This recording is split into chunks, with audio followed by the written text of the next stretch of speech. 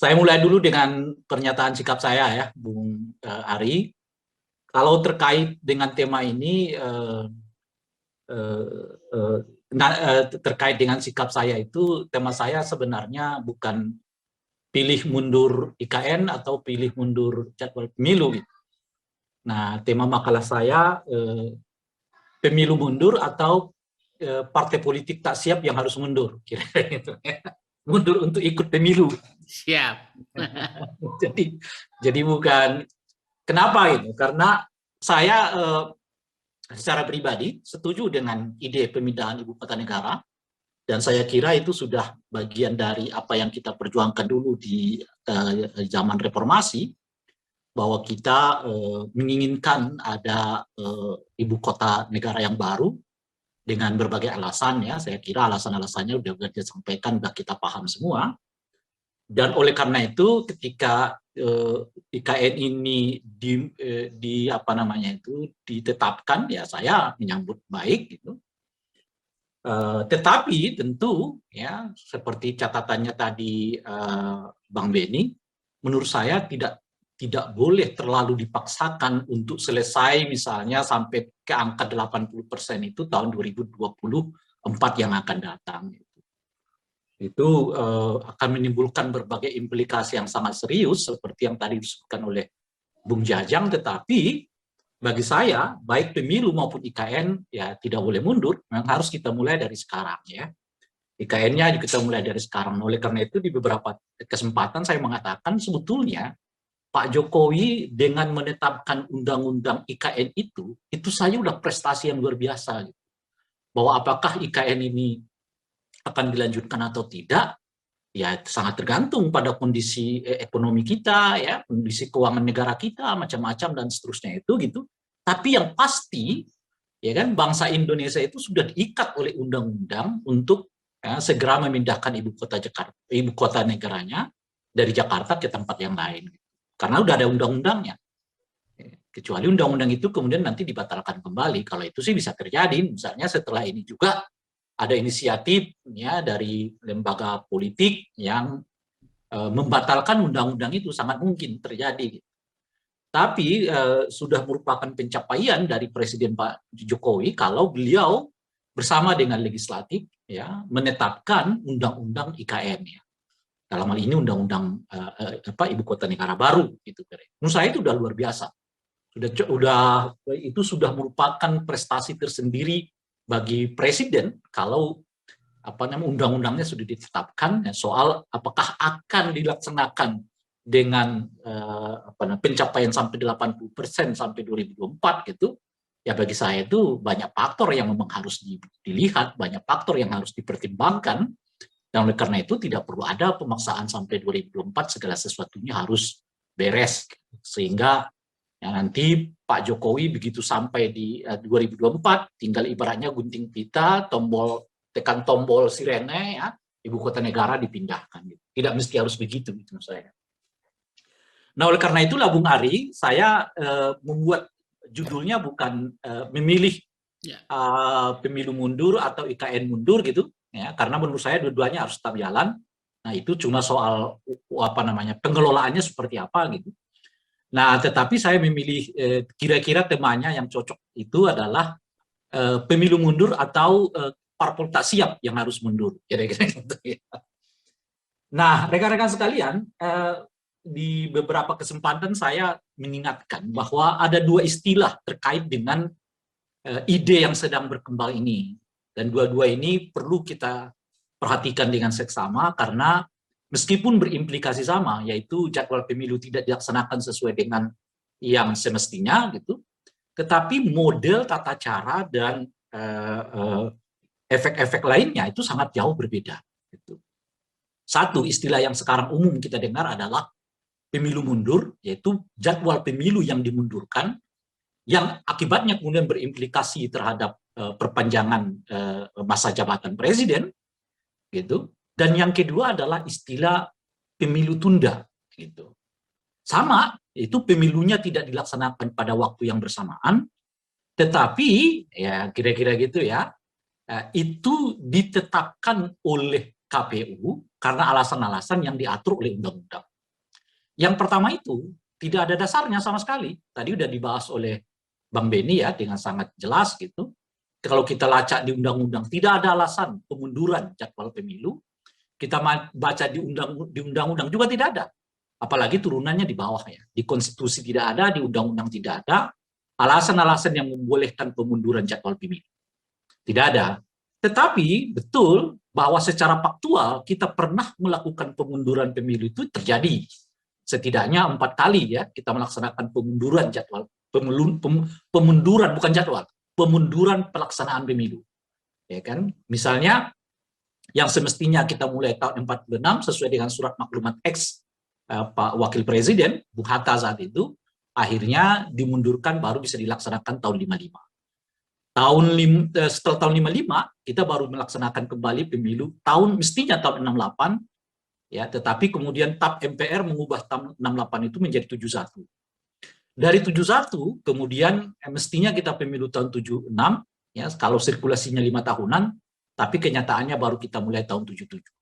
Jadi tahun 55, tahun 60 ya dimundurkan ke tahun 66, tahun 68 kemudian dimundurkan ke tahun 71, tahun 71 dimundurkan ke tahun 78.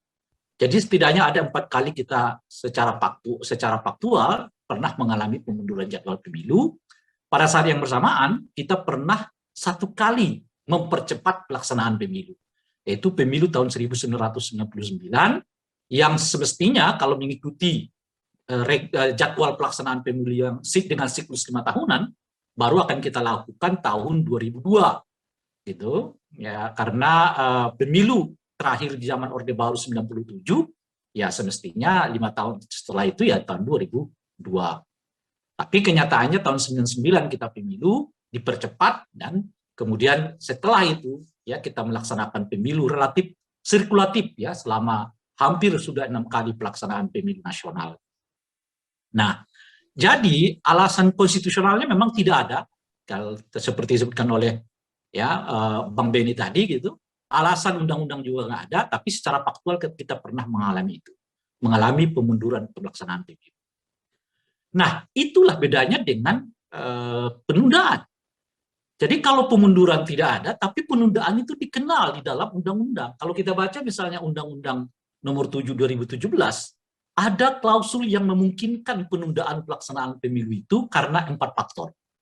Pertama, ya, ada gangguan keamanan nasional. Kedua, ada bencana nasional. Dan ada ketertiban yang tak tertangani. Dan ada yang keempat. Yang keempat ini menarik, nanti akan kita sedikit kembali, atau gangguan lainnya. Istilah dalam undang-undang itu. Dengan begitu, pemilu dapat ditunda. Pemilu tunda itu ada 2 model, ada 2 bagian. Satu, pemilu tunda dalam pengertian keseluruhan tahapan pelaksanaan pemilu tidak dapat dilaksanakan sesuai dengan jadwal. Kalau misalnya sekarang kita sudah menentukan hari H pelaksanaan pemilu kita 2004 itu tanggal 14 Februari yang akan datang, 2024, yang kalau dihitung mundur sesuai dengan aturan mungkin Agustus atau Oktober tahapan pelaksanaan pemilu. Tahun 2022 ini tahapan pelaksanaan pemilu akan dimulai gitu. Maka karena alasan yang disebutkan setidaknya 4 alasan yang disebutkan dalam undang-undang itu terdapat, maka tahapannya kemudian dimundurkan. Bisa 2027, bisa 2008, terserah itu. Nah, atau model penundaan kedua, yaitu sebahagian tahapan pelaksanaan pemilu yang ditunda. Ya, misalnya kita udah sampai ke penetapan calon presiden, wakil presiden, dan peserta pemilu yang lain, tetapi karena terdapat 1 atau 2 sebab yang disebutkan di dalam undang-undang itu, akhirnya kemudian pemilunya ditunda untuk kemudian dilanjutkan pada waktu yang lain dengan memulai dari tahapan yang terhenti. Jadi kalau kita terhentinya misalnya di pemungutan penetapan pasangan calon presiden, wakil presiden, dan peserta pemilu, ya dilanjutkan dari sana. Jadi verifikasi partai politik macam-macam itu sudah tidak lagi dilakukan kembali. Nah, oleh karena itulah kawan-kawan sekalian, perlu menurut saya kita cermati apa sih sebetulnya yang dibayangkan oleh para pencetus ya penundaan atau pemunduran pemilu ini. Apakah memundurkan pemilu atau menunda pemilu? Kalau memundurkan pemilu sih menurut saya sampai setidaknya bulan ya Agustus tahun inilah Kalau tidak terjadi pemunduran pemilu, ya nggak mungkin lagi dipundurkan gitu. Udah selesai isu itu gitu. Ya, udah nggak mungkin lagi ide itu dimunculkan gitu.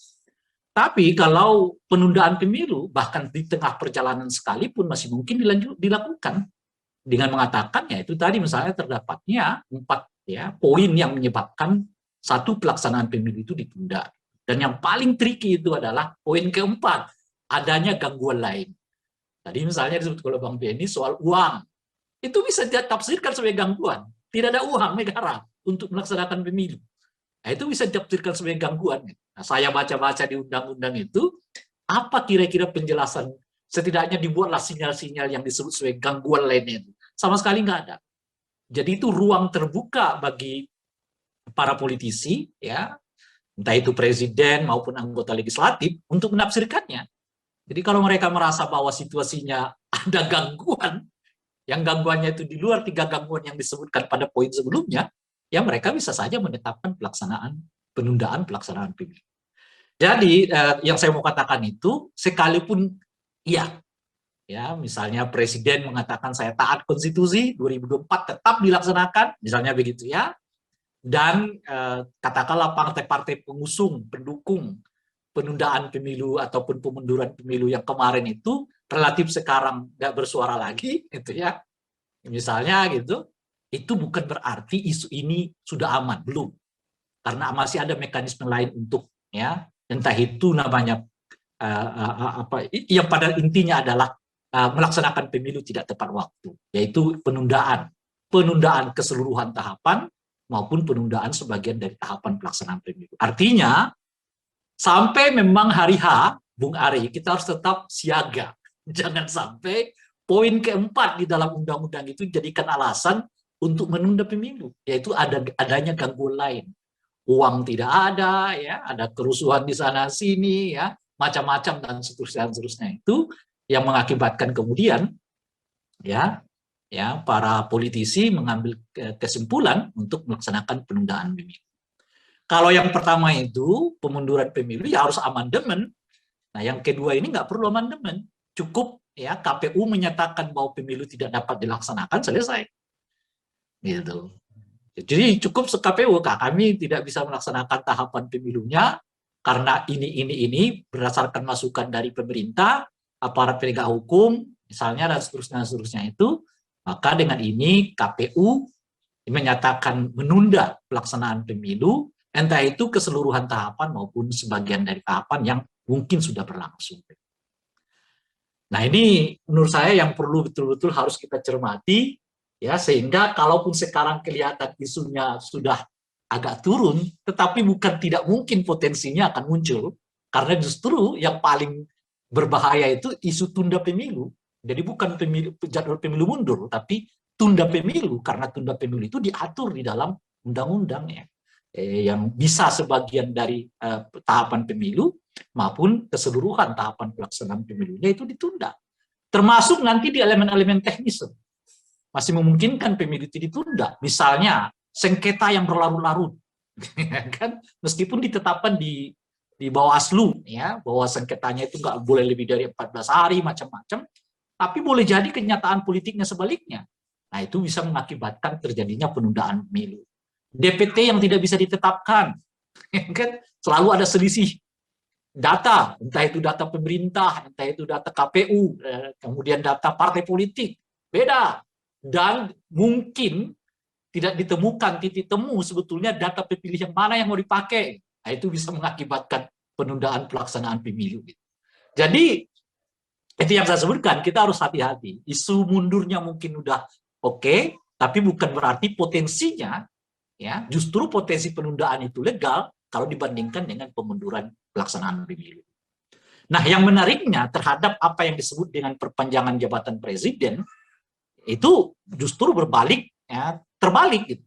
Kalau pemunduran jadwal pemilu disebabkan oleh perpanjangan jabatan presiden, seperti isu yang sekarang, jadi isu yang sekarang itu kan perlu adanya perpanjangan masa jabatan presiden karena sukses, dicintai, ya kan, populer, macam-macam gitu, ya kan, maka pemilunya diundur.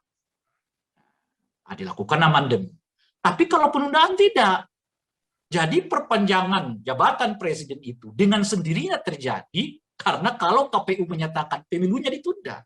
Gitu. Tadi Bang Ben ini sudah menyebutkan, misalnya kalau harus diperpanjang ini skenario-skenarionya itu. Tapi yang saya mau katakan itu faktor perpanjangannya itu beda. Kalau yang pertama itu karena memang masyarakat yang menginginkan perpanjangan presiden, pemilunya diundur, kira-kira gitu. Tapi yang kedua ini, yang tunda, justru karena pemilunya ditunda, maka dengan sendirinya ada perpanjangan masa jabatan presiden. Nah itu implikasi yang saya sebut tadi serius dari dua istilah ini. Satunya adalah memundurkan jadwal pemilu, yang lain adalah menunda jadwal pelaksanaan pemilu. Pasti akan berbeda implikasi-implikasinya. Nah yang menarik lagi adalah soal, saya kira kita semua sudah dalam posisi, ya, yang setidaknya yang hadir di dalam majelis diskusi ini, ya, menyepakati bahwa jabatan presiden itu tidak mungkin diperpanjang dalam dua hal, baik perpanjangan masa jabatannya maupun perpanjangan periodenya, gitu. Kan ini ada dua model, mau memperpanjang periode jabatan presiden itu quote unquote artinya 15 tahun dengan asumsi setiap satu periode itu adalah 5 tahun, atau cukup memperpanjang masa jabatan tetapi tetap dengan 2 periode. Ya, misalnya kalau saya baca misalnya tulisannya Pak Yusril yang menyebut, ya, tidak perlu ada perpanjangan periode, tapi cukup dengan menyebut adanya perpanjangan masa jabatan presiden disebabkan oleh faktor-faktor yang tak terduga seperti alam, ya, keamanan nasional itu, gitu kira-kira. Nah, pertanyaan-pertanyaan berikutnya tentu muncul. Oke, kalau misalnya jabatan presiden diperpanjang, ya, bukan periodenya tapi masanya, masa jabatan presidennya diperpanjang dari 5 tahun jadi 7 tahun karena alasan-alasan yang disebutkan seperti disebutkan dalam undang-undang misalnya, gitu ya, maka pertanyaannya apakah masa jabatan presiden yang diperpanjang itu dianggap tetap bagian dari siklus 5 tahunan atau tidak. Nah kalau tidak, tentu saja siapa yang memilih presiden itu? Siapa yang menetapkan? Tadi Bang Bedu sudah menyebutkan, saya bacakan kembali, ya, salah kewenangan anggota DPR itu, MPR itu, misalnya di dalam, kalau kita baca kewenangan yang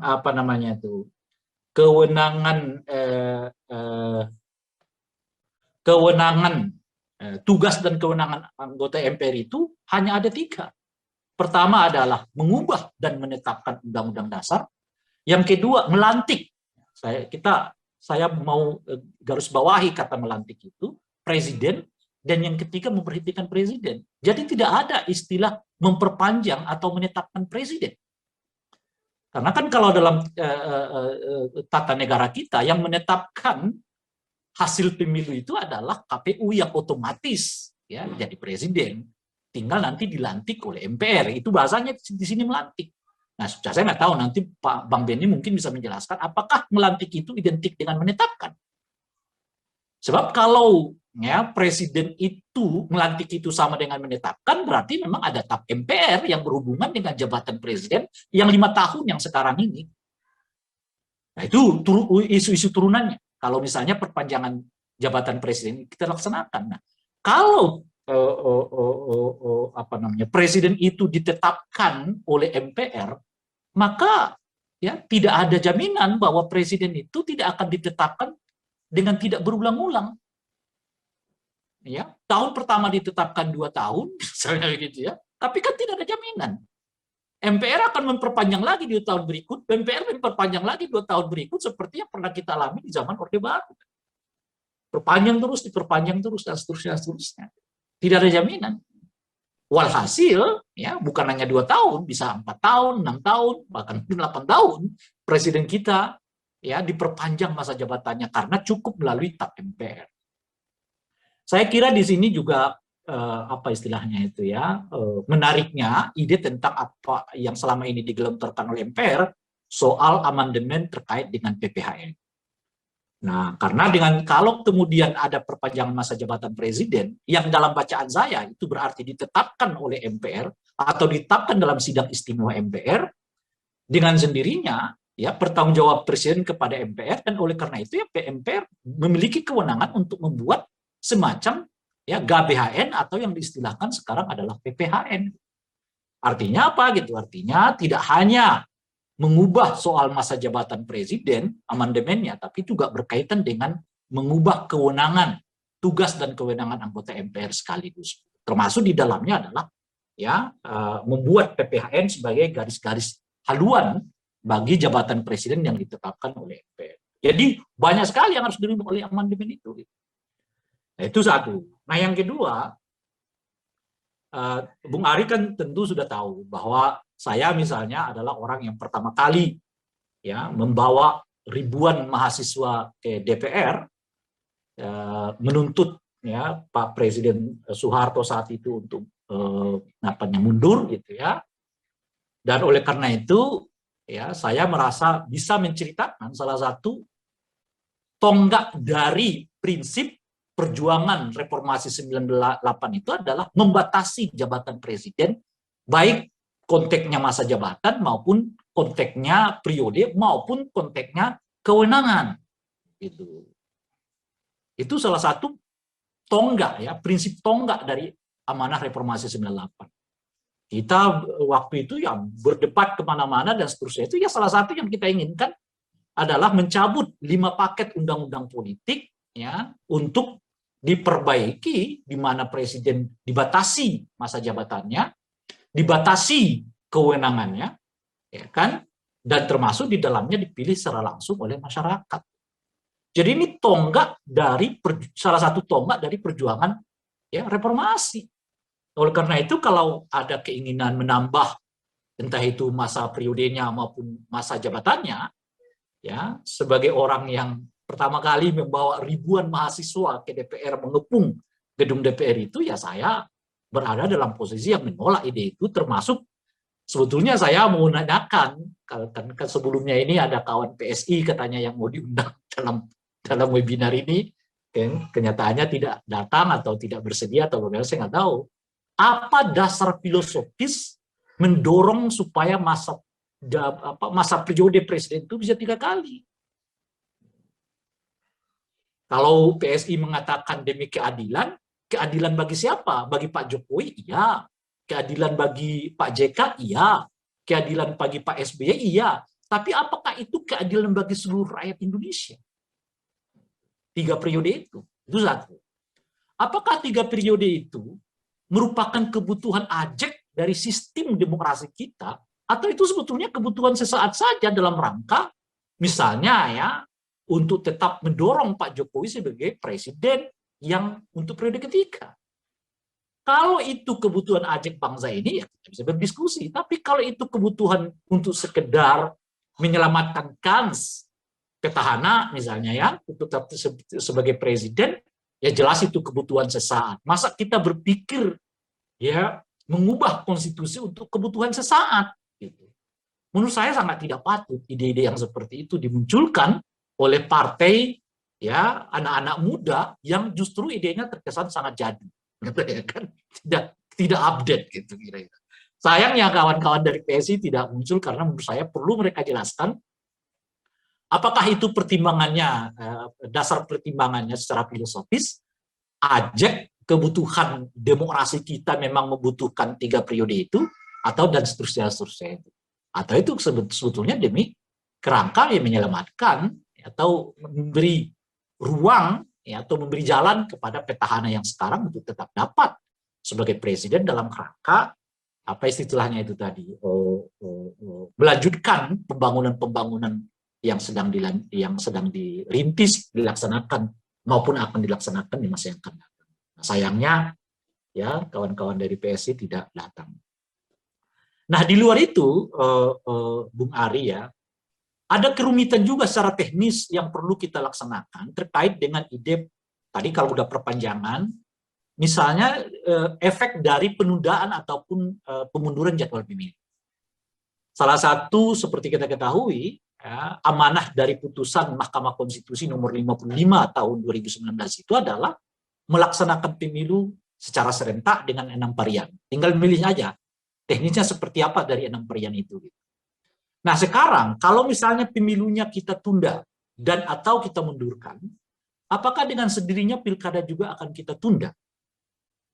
Karena sampai saat ini nggak ada perdebatan soal itu. Sementara ada putusan Mahkamah Konstitusi ya nomor 55 tahun 2019 yang menyatakan dengan tegas bahwa seluruh kegiatan yang disebut dengan pemilu, entah itu pemilu legislatif, eksekutif maupun pilkada, meskipun pilkada itu tidak disebut sebagai rezim pemilu, tetapi tata cara macam-macam itu seluruhnya adalah pelaksanaan pemilu, harus dilaksanakan dalam satu waktu, itu yang kita sebut sebagai serentak, dengan 6 varian itu. Kalau asumsinya, kalau kita taat pada Mahkamah Konstitusi itu, putusan itu artinya, ya kan, kalau pemilu nasionalnya ditunda sampai 2 tahun, maka mau tidak tahu pilkadanya kan ditunda juga sampai 2 tahun. Taruhlah misalnya kalau pemilu nasionalnya 2027, ya pilkada serentaknya juga harus dilakukan 2027. Dan apa akibat kalau pilkada serentaknya dilaksanakan 2027? Itu artinya seluruh kabupaten kota kita di Indonesia ini dijabat oleh pejabat daerah. Seluruhnya, nggak tersisa sama sekali. Karena terakhir kita melaksanakan pilkada itu 2020. Maka masa jabatan mereka berakhir 2025. Kalau kita pilkadanya 2027, karena ngikutin jadwal pelaksanaan pemilu nasionalnya supaya efek keserentakannya tetap terlaksana, maka setidaknya ya seluruh daerah kita dari level tingkat 1 ke level tingkat 2 ya dijabat oleh pejabat daerah. Ya. Itu artinya bisa kemerdekaan ekonomi karena nggak ada keputusan yang bisa dilakukan oleh pejabat di seluruh wilayah Indonesia, kecuali di tingkat nasionalnya. Karena masih ada presiden yang diperpanjang. Itu satu. Atau mau tidak mau, ya kan, jabatan entah itu gubernur, ya, entah itu bupati ataupun wali kota yang berakhir masa jabatannya per 2024 atau 2025, kalau ngikutin pilkada 2020, harus diperpanjang 2 tahun juga. Artinya harus ada poin itu lagi di amandemen, karena sudah ditentukan jadi di Undang-Undang Dasar, di konstitusi kita, masa jabatan kepala daerah itu ya 5 tahun. 1 periode dapat dipilih kembali untuk periode kedua dan tidak untuk ketiganya. Dan seterusnya. Kan repot. Repot sekali itu teknisnya kita itu. Pertama adalah efek dari amandemen pasal yang satu itu ternyata kemana-mana. Tidak bisa dihindari dengan sendirinya gitu. Secara teknis juga kan sulit dilaksanakan. 2024 dimundurkan 2000 ya pilkada. Kecuali kita mau mengatakan tidak perlu melaksanakan putusan Mahkamah Konstitusi. Itu lain lagi cerita. Itu artinya ya memang kita main kayu namanya. Kalau udah begitu tuh ya main kayu, ya ini ditabrak, itu ditabrak, ini ditabrak, ya udah main kayu itu dan seterusnya itu gitu.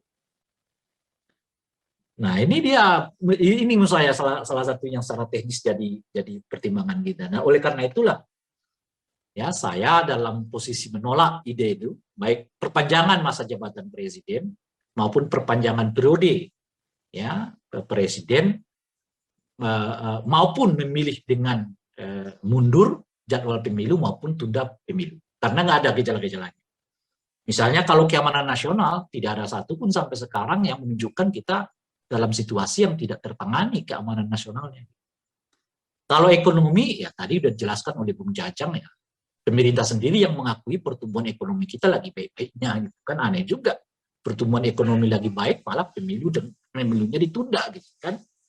Kalau alasannya COVID, ya itu terbantahkan karena pilkada 2020 kita berada dalam kondisi COVID-nya sungguh sangat tinggi, variannya sangat mencekam yaitu alfa. Tapi pilkada tetap kita laksanakan dan di luar dugaan pelaksanaan pilkadanya berlangsung sangat baik. Gitu.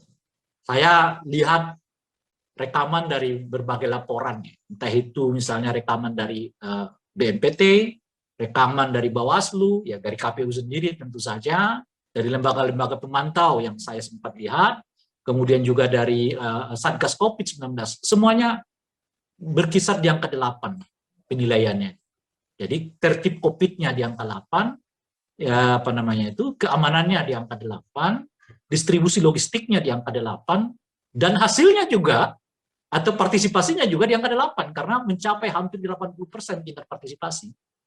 Dan saya kira itulah tingkat tingkat partisipasi paling tinggi ya di dalam pelaksanaan pilkada, dalam sejarah pelaksanaan pilkada di Indonesia. Yang bisa mengalahkan itu ya cuman pemilu tahun 99 dan pemilu tahun 55 ya, yang tingkat partisipasinya mencapai di atas 90%. Nah itu, jadi ternyata kalau kita belajar dari situ, nggak ada kendala COVID-nya gitu. Justru partisipasinya tinggi gitu ya, aman, distribusi logistiknya juga tersampaikan dengan baik dan seterusnya. Nah, oleh karena itulah ya, apalagi kemudian ditambah sekarang dengan pernyataan presiden dan pemerintah, ya, bukan presiden ya, pemerintah lah ya, yang menyebut Indonesia adalah salah satu negara yang paling baik tata cara penanganan COVID-nya gitu. Dan ini kan luar biasa ya. Jadi diakui sendiri oleh pemerintah kita adalah negara yang salah satu negara yang terbaik dalam pengelolaan pencegahan COVID. Tapi justru yang baik itu jadi alasan menunda pemilu, kan nggak masuk akal kita gitu. Ya. Kan ada juga tuh. Nah, ekonominya makin baik, tapi karena ekonomi yang main baik malah pemilunya ditunda gitu. Itu kan nggak masuk akal kita juga gitu. Nah, jadi ya apa namanya itu ya, idenya ini secara filosofis ya, teknis ya kan, kemudian juga secara faktual ya kan, sudah sangat sulit diterima, argumen-argumennya juga bolak-balik. Ini misalnya pakai COVID gitu, sudah dibantah itu, pakai ekonomi sudah dibantah itu, dengan kondisi justru diakui sendiri oleh pemerintah, bukan diakui oleh siapa-siapa ya kan, dan sebagainya. Nah, terakhir dari saya, pernyataan presiden terkait dengan apa isu penundaan pemilu ataupun pemunduran pemilu itu, bahwa beliau tetap taat konstitusi. Saya kira itu bukan pernyataan mundur, tapi itu pernyataan maju. Ya, maju itu artinya, kalau dulu kan beliau mengatakan itu apa namanya, berpotensi apa istilahnya, mencemarkan saya atau apa begitu ya saat itu gitu ya, mencari muka atau apa, masih keras saat itu gitu. Sekarang maju, beliau mengatakan ide seperti itu ya layak diperbincangkan di iklim demokrasi gitu. Jadi itu bukan mundur, itu justru maju. Maju kemana? Maju ke arah rencana pemunduran jadwal pemilu gitu ya. Itu jadi makin terbuka gitu. Kalau dulu presiden ketat betul, itu cuma orang-orang yang cari muka, orang mau menjerumuskan saya, itu kan ketat sekali gitu. Jadi jaraknya ke pemilu mundur itu ya kalau kita buat angka masih 10 tuh gitu. Sekarang jaraknya cuma 5 gitu. Setelah presiden mengatakan itu kan dalam demokrasi yang begitu-begitu ya boleh dibicarakan, kira-kira gitulah ya. Jadi jaraknya malah makin dekat ke pemunduran itu, bukan malah makin jauh, makin dekat, itu yang saya sebut tadi. Itu bukan mundur, itu namanya maju. Maju apa? Maju ke arah ya rencana pemunduran jadwal pemilu itu. Makanya saya mengatakan dari awal tadi harus hati-hati. Sekalipun pemunduran jadwal pemilu, ya pemunduran ya mungkin sulit dilaksanakan, tapi belum tentu penundaan pelaksanaan pemilu. Karena pelaksanaan pemilu itu diatur di dalam undang-undang gitu ya. Itu satu. Nah yang kedua yang saya mau tanggapi juga dari pernyataan presiden. Saya mengatakan saya setuju dengan ide presiden itu. Saya gembira presiden mengatakan ide-ide yang seperti itu ya boleh saja diperbincangkan dalam demokrasi. Saya gembira betul, senang gitu. Itu apa namanya, pembicaraan yang sudah agak lama tidak terdengar dari Pak Jokowi ya, soal alam kebebasan berpikir. Di dalam demokrasi itu orang berpikir itu dijamin. Apa namanya itu? Apa istilahnya itu? Sejauh apapun pikiran itu ya boleh-boleh aja gitu loh kira-kira. Makanya saya senang dengan pernyataan presiden itu. Karena itu menegaskan bahwa beliau ya kan komit dengan kebebasan berpikir. Kebebasan berpikir. Nah, oleh karena itulah saya berharap kepada mereka sekarang yang dibui, dituduh, di apa namanya itu ya, dibawa ke pengadilan karena berpikir bebas itu, sebaiknya dibatalkan semua itu. Nah, Mestinya begitu tuh. Kalau kita mau konsisten pada soal kebebasan berpikir gitu ya. Karena se-ekstrim apapun kebebasan berpikir itu ya berpikir, nggak bisa dibatasi. Yang bisa kita adili itu ya tindakan. Jadi bukan berpikirnya.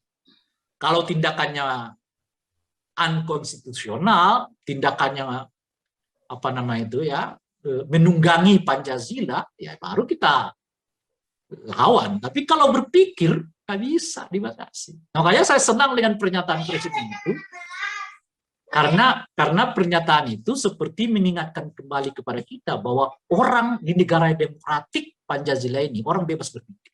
Nggak bisa itu apa namanya itu ya seperti sekarang misalnya dibully. Seperti kawan saya Syahganda ya kan, Jumhur ya, mereka mengkritik undang-undang Omnibus Law yang dibuat sedemikian rupa, kemudian dibully gitu. Padahal itu ide, itu kebebasan berpikir, kebebasan berpendapat.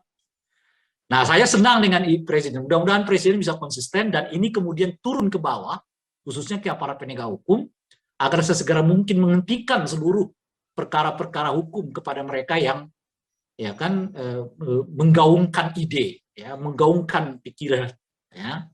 Di luar tentu saja caci maki macam-macam, dan kalau itu kita nggak setuju, ya. Tapi itu selama ide, termasuk ini, ya kan, termasuk ide soal memundurkan, ya ide, ya kita terima, nggak bisa kita adili, nggak bisa kita bui gitu, ya kita terima, kita ya, nah cuma kita lawan dengan pikiran juga kan, dengan argumen lainnya. Dan ini yang mau terakhir, saya IKN itu tadi, saya merasa begini. Kenapa IKN ini sepertinya harus dipaksakan oleh Pak Jokowi? Menurut saya sih jawabannya satu, karena ini memang dibuat seperti proyek beliau gitu, bukan proyek bangsa ini gitu. Sebetulnya kalau IKN ini merupakan proyek bersama bangsa ini, beliau nggak perlu takut, ya IKN ini akan tertunda. Tapi karena kelihatan IKN ini merupakan proyek beliau, ya pemerintah, gitu, makanya ada keinginan untuk tetap dilaksanakan sampai 2024. Nah ini sebetulnya ya tadi udah jelaskan oleh Bang Beni, tadi narasumber yang pertama, kemudian juga Kang Jajang ya yang menyebutkan. Ini menggambarkan kepada kita proyek IKN ini semacam ambisi ya pribadinya Presiden yang belum terdistribusi itu sebagai kebutuhan kita sebagai sebuah bangsa.